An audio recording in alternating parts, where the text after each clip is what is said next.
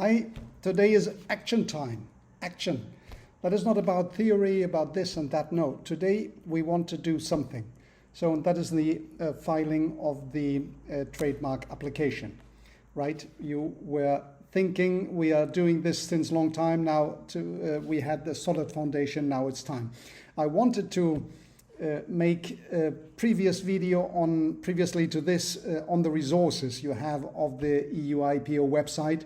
A lot of resources, but I need to be online for this and to show you the things online, and I was apparently born too early, so I'm too old, so to say, in order to do this now, but I'm still learning, so once I get to that point, I will do this. Now, the filing. There's bad news from the beginning. Bad news in the sense that you, as a lawyer in Chile, in the US, in Lesotho, or in Vietnam, you cannot do the filing on behalf of your client. So, why is that the case? Well, it is the case probably in order to protect European IP attorneys and their work.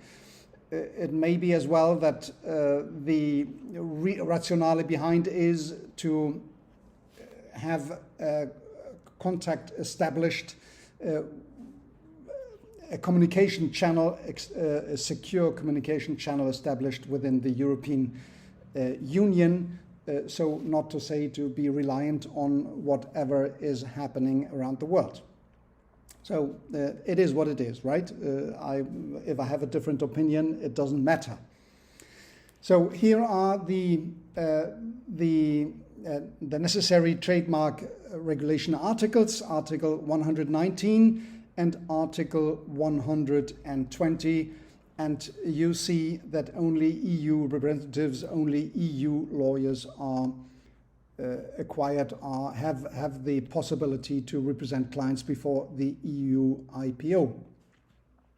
Now, the good news, on the other hand, is that your client can apply for a trademark. And they do not need to be represented by a EU IPO registered representative, right? They can do it. And they can do it easily because it is not through internet. It is just a half an hour work, as I told you on different occasions. So you can do this providing the identification of the owner of the trademark, to file what is properly an EU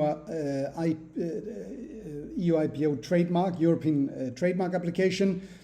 You would need the representation of the mark, and you would need the goods and service, identify the goods and services, and need a payment to be done. So with this, practically, the application is done.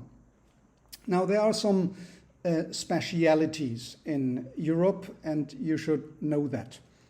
Well, at first, I want to say you can't do it on your behalf of your client, but you all need to know what is in this course, because it is you who are in contact with your client in wherever it is, wherever around the world it is. So it is the client who comes to you in the first place, and you have to know what is about to be a European trademark, and you have to inform your client. Now, what you have to do probably is either you are in a law firm who has already contact with EU lawyers, IP lawyers, or law firms, and who can do this, who can do the work for you, the actual work of filing. Or you can assist your client by doing is on his own behalf, so doing it himself, giving him the instructions what to do with regard to the application itself. Now, what is important to know is that at a certain moment you probably will need a representative within the European Union or the EEA, so it could be Norway, Iceland as well, Switzerland. So within these countries, because if there is any communication between EU IPO and your client, you need to be represented with something within the European Union. It could be your own firm, so the IP owner has a delegation in the European Union, and a corporate lawyer, so that corporate lawyer can represent the company in front of EU IPO, or it must be a representative, an IP lawyer with a seat within the European Union or the European Economic Area. Now, it may be that international companies, international law firms, so to say, they have their delegation within the European Union. All big law firms have in the US and the European Union, so in the main parts of the world. Or you would need, if you're on a law firm somewhere who is doing for the first time, an application at EU IPO, then you would need to search for a correspondence lawyer within the European Union or European Economic Area. And what you want to do is, you duplicate the law firms, right? It is you, the law firm, the initial law firm, and it is a correspondent lawyer in the EU IPO. What you might want, in order not to make a big invoice for your client, is to make an agreement, to come to an agreement that if the EU lawyer would charge normally 1,000 for whatever it is, it would charge only 500 because part of the work is being done by you and you get the other 500. So at the end, the client will not pay more, although he is benefiting from the services of two law firms. That is how is often done. Or otherwise, you are in a law firm which has already a delegation within the European Union or the EEA, so they can do the actual filing on the information provided by you. But you need to know what kind of information it is. So it is the identification, it is the representation of the trademark. It must be an application for a trademark, and the goods and services, the language, and the payment. Now, on the language, there's another specificity here in Europe, the language. I told you on different occasions already that we have 23 official languages within the European Union, right? So out of these 23, we have 5 languages which are the working languages of EU IPO, of the managing agency for the European trademark system. So these 5 languages are the main languages, that is Germany, French, English, Spanish, and Italian. Why 5? You know that WIPO is only 3 and is the whole world. Well, that's the stubbornness of some member states who wanted to have their own language seen as a working language within the EU. Now, what happens with the first and the second languages? So the first language can be one of the 23 languages. The second language must be one of the 5 languages only. And why is that?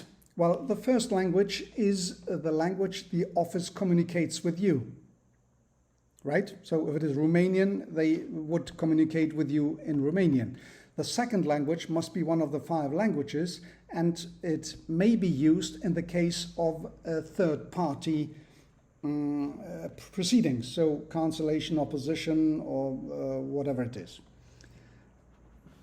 Meaning that you may not have, if your first language is in German or in English, because you want English to talk with the office in English, and your second language you don't know exactly, but you choose German or you choose Italian, then it may be that you get an Italian opposition and they will put everything to you in Italian, and probably you do not want this. Now, there are some strategic considerations by saying that we choose as a first language one language we barely understand, but we have an idea. So that could be, it could be Spanish. And then as a second language, we would choose English because if there is an opposition, it most probably will come in English. It may come in Spanish as well, but probably it will come in English, because the other party will choose English as the language of proceedings for any third party proceedings. So that would be that you will have the possibility to deal with English in the third party proceedings, which is the important proceedings. The communication with the office is probably a deficiency letter, or can be I don't know, it can be something on restitutio in an integrum, or something, well, that you can deal with. But what is the opposition? There you have to go substantially, you have to understand what is ongoing, and that is more difficult. So you will have here some more resources at your disposal, so you want to understand better, and that would be English. Now, on the payment, there's another speciality in the filing system with the payment. The payment is 850 euros. You know this, fast track, 3 weeks. You want to do this in order to get the publication. So 3 weeks is the fast track. 6 weeks is the normal time frame you would have to wait. Now, if you want the fast track, you have to payment 850 for one class, 50 for the second class, 150 for the other classes you may choose. Now, you want to have this payment done in full, right? But if you are in Lesotho or in Laos, or wherever, you want to pay 850 euros, and you say to your bank, well, send 850 euros to EU IPO, and then at the end it arrives only 830 euros, because there are intermediate banks which always grab something, and you can't preview it from the beginning. And then you get a deficiency letter, well, 20 euros missing, and you send another 20 euros, and only 18 euros come, so that is a mess. Therefore, there's the possibility of current accounts within EU IPO, which are a certain amount you send, which comes 10,000 euros, 5,000 euros, whatever it is, and it is in a sub-account on your name, and EU IPO has the faculty to deduct the amount which is due at a certain moment for application or for whatever proceedings, and then you are not bound to send the money via transfer or whatever, with whatever outcome. There's one thing. The other thing, I'm running out of time, but I need to tell you, which is the Harmonized Database. So there is 23 languages, all terms which are, I don't know, 100,000, or there's a limit, not exhaustive, 100,000 current terms, which are used, which are in 23 languages. That makes 2.3 million terms, and it must be translated one by one in the beginning, and one translation comes to one result, and the other translation comes to another result, so a mess.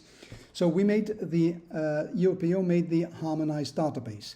These are pre-defined, pre-translated terms, and a lot of terms. I think there are 70,000 now. A lot of translated terms in all 23 languages, and agreed among the member states.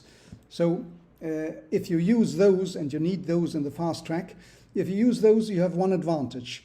You don't get any objection letter with regard to the classification. So you need to make a proposal on the classification, right? Article is class 5 or class 25. And if they say, well, this is not class 25, this is class 28, you will get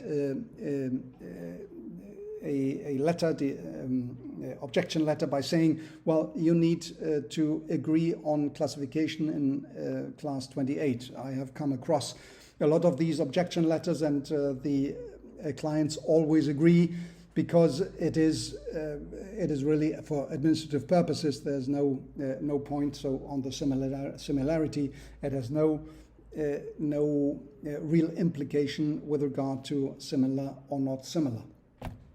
So that is what the time I have. Thank you for tuning in. Action Day. Thank you.